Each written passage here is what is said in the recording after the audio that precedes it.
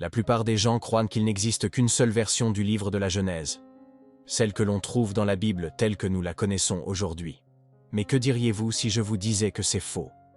Au fil de l'histoire, différents parchemins, traductions et manuscrits anciens ont révélé d'autres versions de la Genèse, présentant des différences frappantes, des versions qui ont été modifiées, enterrées ou complètement effacées. Pourquoi? Parce que certaines d'entre elles décrivaient des événements et des vérités trop dangereux pour être acceptées. Et ce qu'elles disaient de la création, d'Adam et Ève, et même de Dieu lui-même, pourrait bouleverser tout ce que nous pensions savoir. Commençons par une question simple. Et si la Genèse racontait à l'origine une histoire différente? Une histoire où Adam n'était pas le premier être vivant, où Ève n'était pas une simple assistante, et où le serpent n'était pas le méchant qu'on nous a présenté. Ce ne sont pas des théories modernes. Ces idées proviennent d'écrits anciens, de véritables parchemins retrouvés dans des déserts, des grottes et des ruines, rédigés il y a des milliers d'années par les premiers croyants, des prophètes et même des scribes rejetés. Certains de ces textes étaient cachés. D'autres étaient interdits. Mais tous ont un point commun. Ils ne correspondent pas à la version qui a survécu. L'un de ces textes les plus mystérieux est l'apocryphe de la Genèse, découvert parmi les manuscrits de la mer morte. Cette version de la Genèse comprend des récits plus détaillés, des conversations et même des visions vécues par les premiers patriarches. Elle offre un récit plus personnel et plus détaillé des événements survenus en Éden, et inclut des scènes jamais rapportées dans la Bible. Certains spécialistes pensent que cette version a été interdite car elle présentait des connaissances en contradiction avec les systèmes religieux en pleine expansion de l'époque. Mais ce n'est pas tout. Un autre livre ancien, appelé le Livre des Jubilés, était autrefois considéré comme sacré par certaines communautés juives. Il réécrit le récit de la Genèse en ajoutant des chronologies et un contexte spirituel à chaque événement. Il mentionne même des semaines et des jours précis où se sont produits des moments importants, comme la formation d'Adam, l'enlèvement d'Ève et l'approche du serpent. Le Livre des Jubilés affirme que ces événements faisaient partie d'un plan cosmique, bien plus vaste que ce que la Bible montre. Et pourtant, ce livre a été supprimé, ignoré et oublié. Plus nous étudions ces versions perdues de la Genèse, plus nous réalisons un fait choquant. De nombreux détails ont été volontairement supprimés. Pourquoi? Parce qu'elles présentaient une version de la création plus profonde, plus mystique et parfois plus troublante. Dans certains de ces récits, Adam n'a pas été simplement créé de poussière. Il a eu des visions avant même la formation de son corps. Il a vu le ciel, les anges et a compris son propre rôle dans l'univers, avant même de respirer.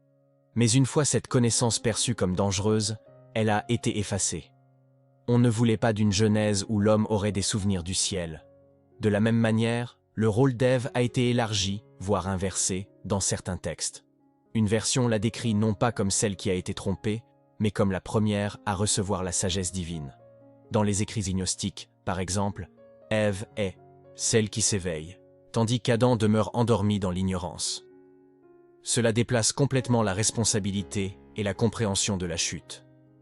Soudain, il ne s'agit plus d'une histoire de désobéissance, mais d'un choix entre le contrôle et l'illumination.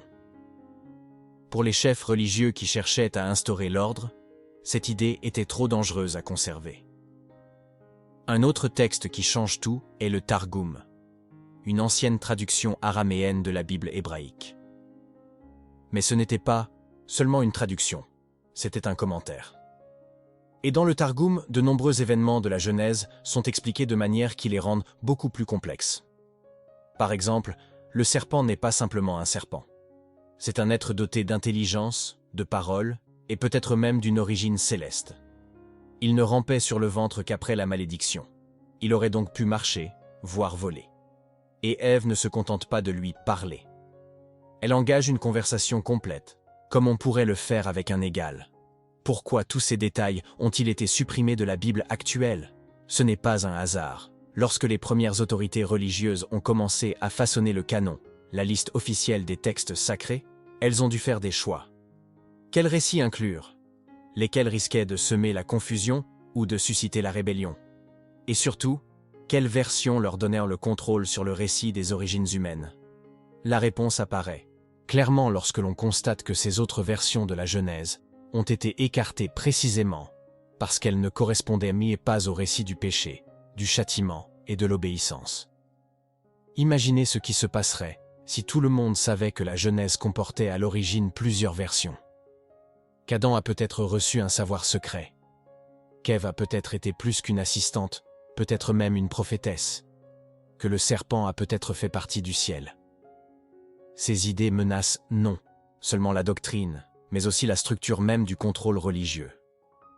C'est pourquoi, lorsque les premiers conciles se sont réunis pour décider quel texte appartenait à la Bible, ces manuscrits alternatifs ont été ignorés, enterrés ou condamnés comme hérétiques. L'un des textes exclus les plus radicaux est l'Apocryphe de Jean, un évangile gnostique découvert en Égypte.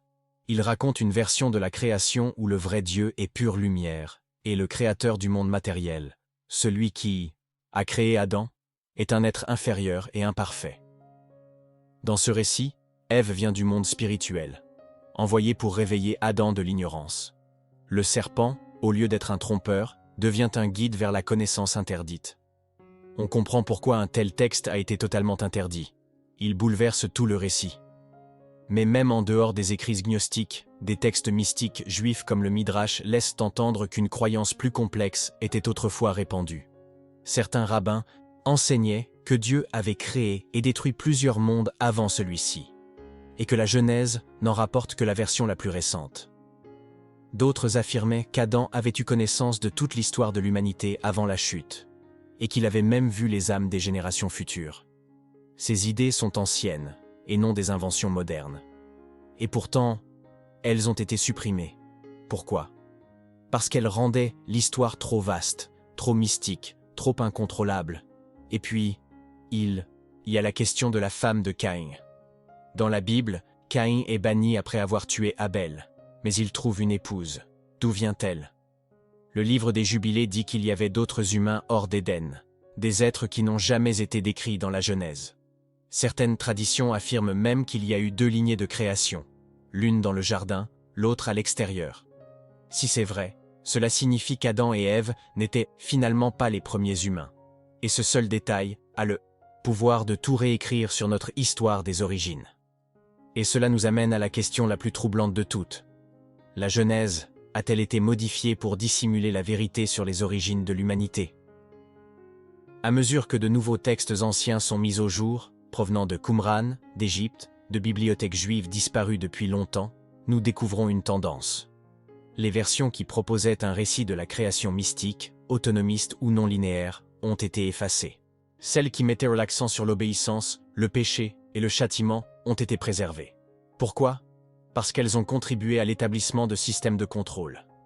Et une Genèse où les humains se souviennent du ciel, parlent aux anges ou reçoivent la lumière divine, ne cadre pas avec cette structure. Revenons un instant au serpent.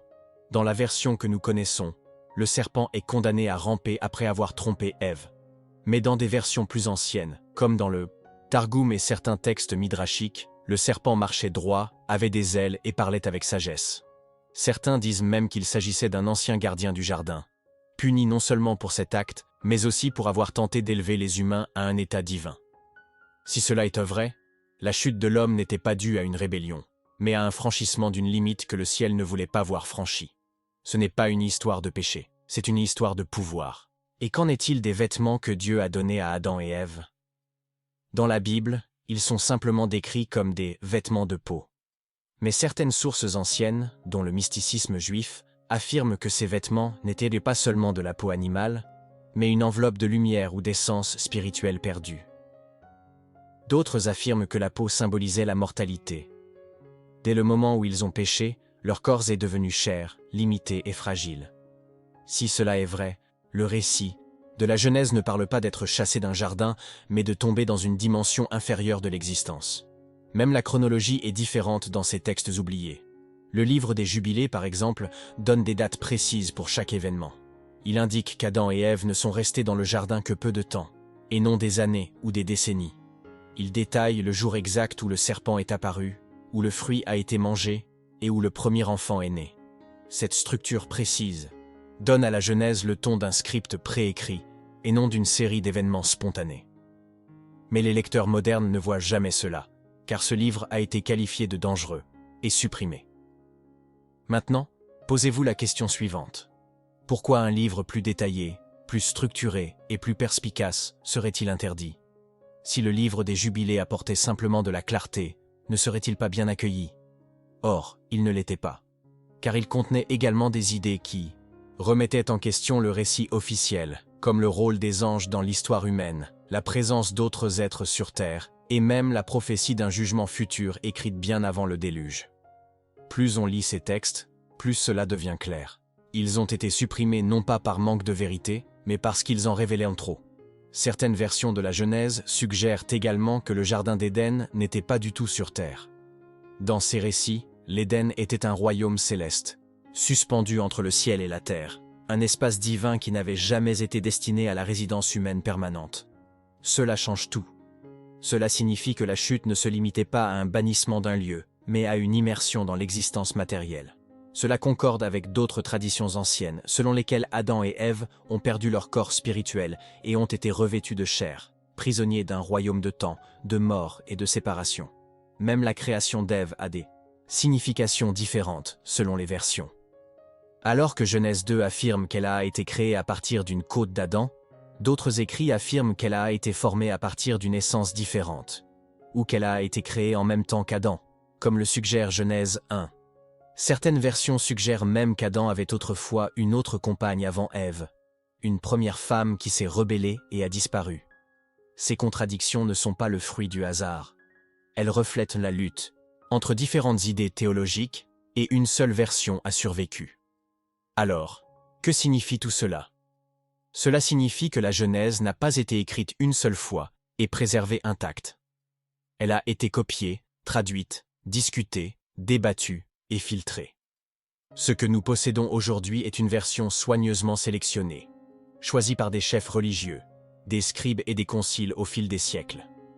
Les autres versions, celles qui ne correspondaient pas à leurs objectifs, ont été effacées, qualifiées de dangereuses ou tout simplement oubliées. Et pourtant, dans les déserts de Qumran et les bibliothèques de sectes disparues, ces manuscrits interdits murmurent encore un commencement différent. L'une des découvertes les plus fascinantes provient des manuscrits de la Mer Morte, le manuscrit du Temple, qui suggère que l'Éden était lié à la structure du Temple céleste. Selon cette idée, le jardin n'était pas seulement un paradis, c'était un plan de l'ordre cosmique divin. Et Adam n'était pas seulement un homme, il était le premier grand prêtre, destiné à protéger et à servir le royaume divin. Mais après son échec, le modèle sacré fut brisé. Ce concept n'a jamais été intégré à la Bible, car il suggérait une responsabilité sacrée incombant à l'humanité, puis transférée aux élites religieuses. Adam aurait écrit un livre, un parchemin décrivant ses visions, ses regrets et la promesse de rédemption. Ce livre, selon certaines traditions, aurait été transmis de génération en génération, jusqu'à ce qu'il soit scellé par ceux qui craignaient son message. Il contenait les noms des anges, les secrets des cieux et le plan originel pour l'humanité. La simple idée qu'Adam est une voix prophétique, qu'il ait écrit un savoir sacré, était trop radicale pour les rédacteurs du canon. Il y a aussi le mystère de la durée du regret d'Adam. Si la Bible mentionne qu'il a vécu plus de 900 ans, les textes apocryphes vont plus loin. Ils décrivent des siècles de deuil, de prières et de supplications pour retourner en Éden, tourmenté par le souvenir de ce qui a été perdu. Dans une version, Adam tente même de retourner aux portes du jardin, mais se retrouve confronté à un être de feu qui lui dit « Tu as été créé pour savoir, et tu as choisi d'oublier ». Ces scènes dramatiques révèlent une version d'Adam non seulement comme le premier homme, mais aussi comme le premier exilé. Et n'oublions pas Ève. Dans la plupart des textes oubliés, Ève parle bien plus que dans la Bible. Elle raconte des visions, entend des voix divines, et reçoit même des promesses de restauration future. Dans une version, c'est elle qui apprend à ses enfants à prier. Dans une autre, elle décrit un rêve dans lequel un de ses descendants, brillant comme le soleil, écraserait à jamais la puissance du serpent. Ce détail, lui aussi, a disparu des textes officiels. Pourquoi? Parce qu'il lui accordait trop de pouvoir prophétique. À mesure que nous reconstituons ces fragments, une vérité s'impose. L'histoire de la Genèse n'a pas été effacée d'un coup, mais démantelée lentement, au fil des générations. Un parchemin oublié ici. Une ligne modifiée là. Un nom remplacé. Une chronologie raccourcie. ce qui était autrefois une histoire vaste et complexe, pleine de mystères, d'événements célestes et de sens spirituels, a été condensé en un court récit moralisateur. Et la plupart des gens n'ont jamais réalisé ce qui manquait. Car on leur a appris à ne jamais remettre en question la version qui leur était donnée. Mais les manuscrits ne sont jamais restés cachés éternellement. En 1947, lorsque les manuscrits de la mer Morte furent découverts dans des grottes près de Qumran, les érudits furent choqués. Parmi eux se trouvaient des fragments de récits alternatifs de la Genèse, riches en détails inconnus. Certains étaient endommagés, d'autres étaient codés en hébreu ancien. Mais même brisés, ils racontaient une histoire bien plus riche que ce que nous connaissions, une Genèse où les anges interagissaient avec les hommes, où la connaissance était synonyme de pouvoir et où la vérité était dangereuse. Et la question se posa à nouveau. Qui décidait quelle partie de la création nous étions autorisés à lire? Il n'y avait pas que les textes juifs. Les premiers écrits chrétiens, dont beaucoup furent exclus du Nouveau Testament, conservèrent également des interprétations différentes de la Genèse. Certains voyaient Adam comme un être de lumière, un esprit enfermé dans un corps. D'autres croyaient que la création d'Ève était un acte divin reflétant le ciel lui-même, et non un événement secondaire. Dans ces textes, la chute de l'homme n'était pas seulement une désobéissance. C'était le début d'une guerre entre les mondes, entre la lumière et les ténèbres, entre l'ignorance et la vérité. Et cela nous amène au cœur du sujet. La Genèse n'est pas seulement le récit des commencements, c'est un champ de bataille d'interprétation. Chaque version, chaque rouleau, chaque manuscrit interdit offre une vision différente de qui nous sommes, d'où nous venons et de ce qui a été perdu. La version que nous avons aujourd'hui n'est pas erronée, mais elle est incomplète. C'est la version sûre, celle qui pouvait être prêchée, mémorisée et contrôlée. Les autres ont été abandonnées parce qu'elles ont osé en dire plus. Alors, que se passerait-il si les versions manquantes étaient rétablies? Et si le monde lisait la Genèse où Adam a parlé aux anges, où Ève a eu des visions et où la connaissance n'était pas un péché, mais une étincelle d'éveil? Cela changerait notre perception de nous-mêmes. Cela remettrait en question notre compréhension du péché, de l'obéissance, et même de la relation de Dieu avec l'humanité. Et c'est peut-être précisément pour cela que ces versions ont été cachées. Car si les gens voyaient ce qui a été effacé, ils pourraient commencer à se poser les bonnes questions. Il y a une raison pour laquelle, tout au long de l'histoire, les chercheurs spirituels, les érudits et les mystiques ont cherché les livres perdus. Au fond d'eux-mêmes, beaucoup sentaient qu'il manquait quelque chose, que la Bible commençait trop brusquement, trop brièvement, trop prudemment. Et lorsqu'ils ont retrouvé ces rouleaux manquants, ils ont découvert une Genèse plus vivante, plus dangereuse, plus divine. Une Genèse où la création ne se résumait pas à 7 jours. C'était une guerre cosmique, où l'Éden n'était pas seulement un jardin, c'était une porte. Où la chute n'était pas un échec, c'était une transformation. Bien sûr, tous les textes anciens ne sont pas fiables.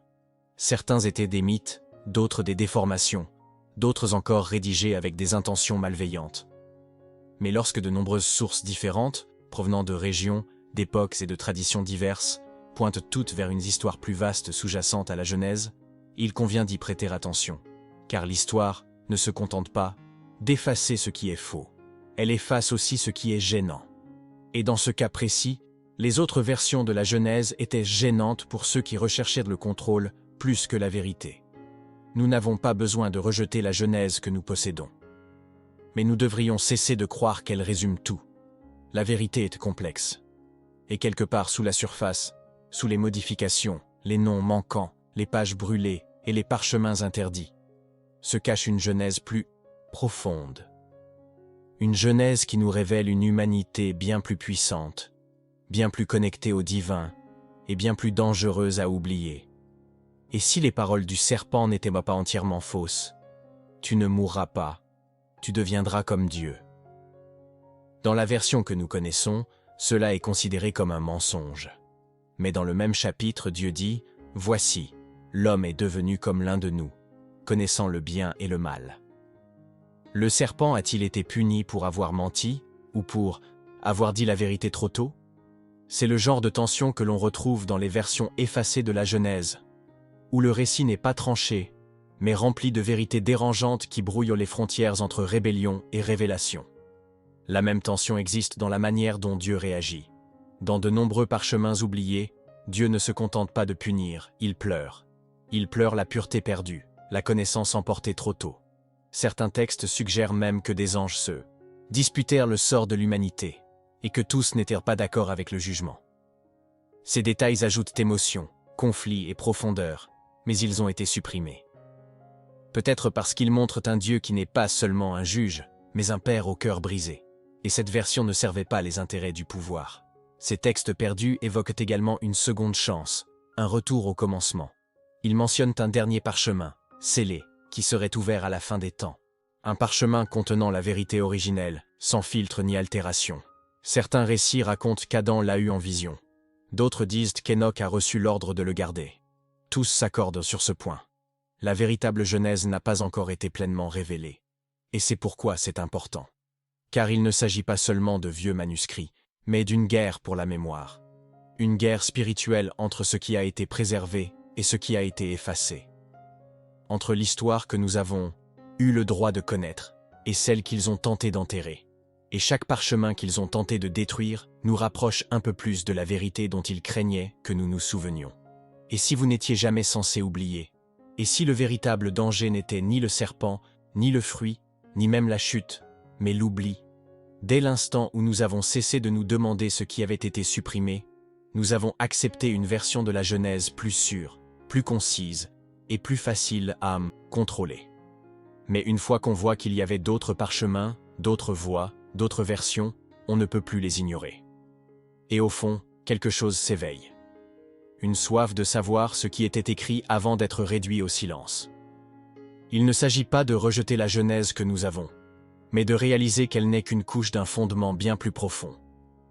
Un fondement bâti au fil des siècles de modifications, de politique, de peur et de pouvoir. Et sous cette structure, les mots « perdus » résonnent encore. Ils ont été écrits par le feu, préservés par le sang, enterrés dans les déserts, mais ils ont survécu, car la vérité, aussi cachée soit-elle, attend toujours d'être découverte. C'est peut-être pour cela que vous êtes ici. Non pas par hasard, mais parce que quelque chose en vous reconnaît que le commencement n'était pas ce qu'on vous avait dit. Et si le commencement avait été altéré, si la première histoire avait été façonnée pour correspondre à un objectif, que pourrions-nous alors récupérer d'autres en continuant à creuser? Que pourrait-il encore attendre dans les cendres de l'histoire effacée? Alors, si cette vérité vous touche, aimez cette vidéo, abonnez-vous à la chaîne et activez les notifications. Et dites-moi dans les commentaires, de quel côté du monde regardez-vous? Car ensemble, nous reconstruisons ce qui a été perdu, une vérité à la fois. Et peut-être, juste peut-être, le véritable Éden n'a jamais été détruit. Il était caché, attendant. Ceux qui se souviennent